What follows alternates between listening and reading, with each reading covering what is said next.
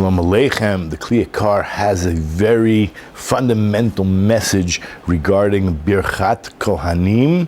You can find in Parashat Naso, chapter 6, verses 23 through 26. These are the famous verses that every father says and blesses his children with on Friday night. And it says like this: "Speak to Aaron and his son, saying, so shall you bless the children of Israel, saying to them," and then the three blessings: may Hashem bless you and safeguard you. May Hashem illuminate his countenance for you and be gracious to you. And the third, may Hashem lift his countenance to you and establish peace for you.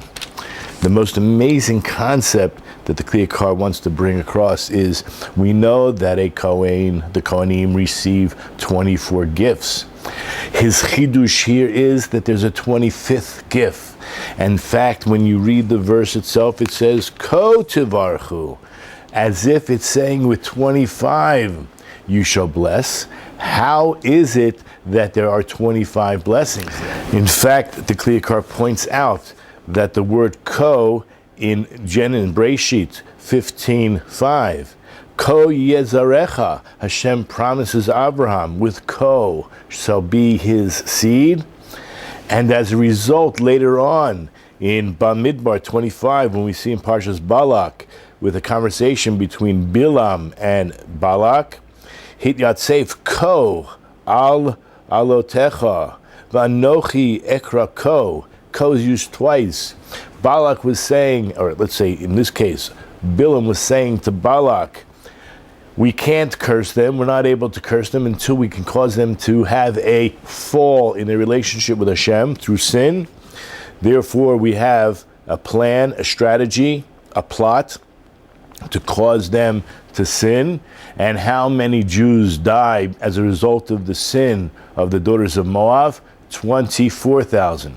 So what the Yakar is saying is that Bilam is saying, we got to get rid of 25,000. How many Jews were there in the census?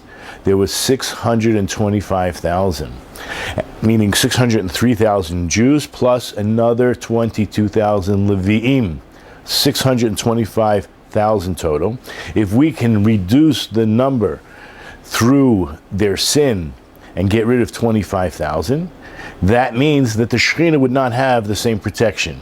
And Ko Tivarchu is the bracha that the Kohanim do bless the Jewish people with. And even in the conversation between Balak and Bilam in Bamidbar 20 verse 7, when he says, Ulai uchal nakebo, maybe I could smite them here, even the word nakeh is nun kaf hey. Again, even though the root of the word has to do with hitting, nevertheless, the kaf hey, once again, he wants to diminish. The word nakeh is also to deduct, to diminish. He wants to diminish 25. Because the bottom line was that if he thought he could diminish those 25,000 Jews, that the bracha of Ko Tivarchu and the bracha of Ko Yezarecha would be mivatel, would be negated and diminished. So as we know, this is a very, very powerful bracha. In fact, I mentioned already that this is a 25th blessing to the Kohanim. It's a gift. It's actually a gift to them. In what way? As Rashi mentions in the very first bracha, where it says, Orechecha Hashem v'yishmerecha, in verse 24, Rashi says, Zen nechasim. This is physical property. And by the increase, the blessing of increase on the Jewish people's physical property would only increase the Trumas and Maasrot, the tithing that the Jewish people would give to the Kohanim in return. But that's a physical level. On a spiritual level, the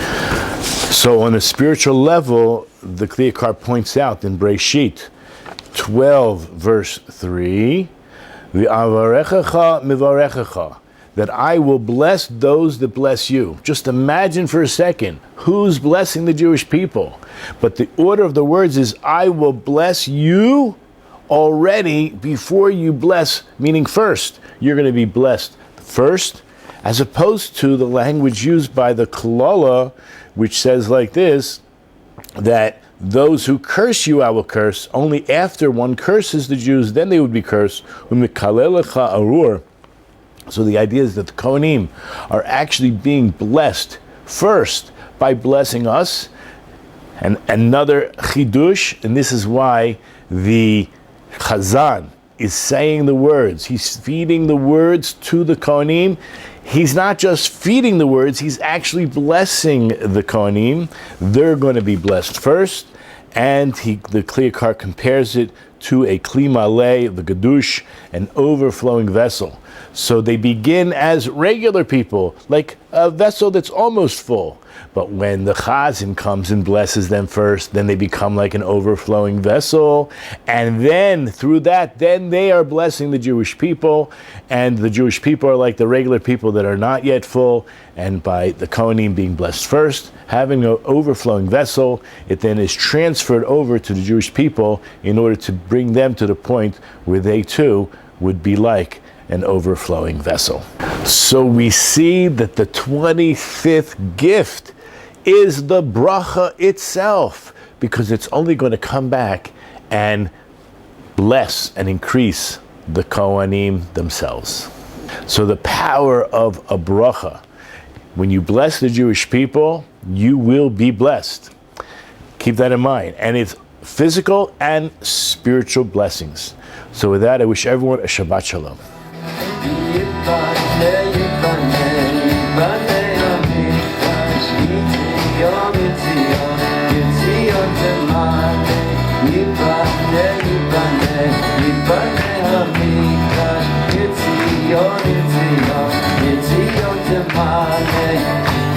It's